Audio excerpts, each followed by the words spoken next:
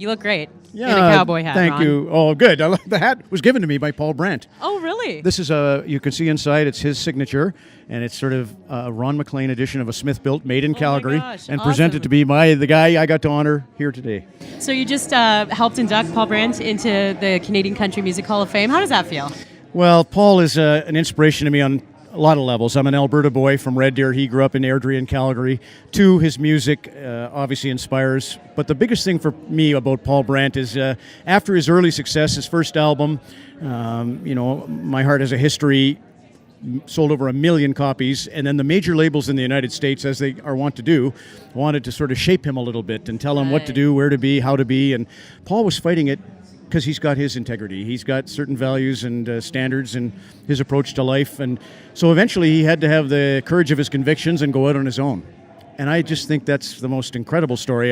In all my hockey broadcasting, as much as I love the game and the Stanley Cup, I've always been an advocate of the players' rights. And Paul Brandt, in 1996, he changed the cultural landscape of Canadian country music by being good, number one, but by being good, a good person, Right. number two, and that was it. Musicians' rights, yes. Oh, musicians' rights for sure. So that's what I love about it, and I felt like I didn't bring that up, of course. I just wanted to keep it. The tack I took was, in my profession, sports broadcasting, a PB is a personal best.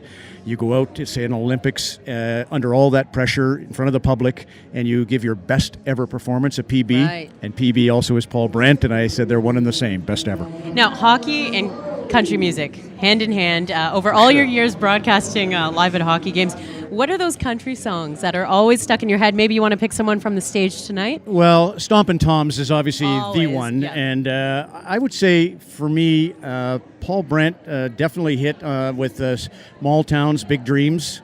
That was a really big song in the rinks. I would say Brett Kissel more recently has been all over the arenas in Canada. Chad Brownlee's a former hockey player, and I think Jojo Mason's also now a former hockey player whose music is starting to filter into the NHL arenas.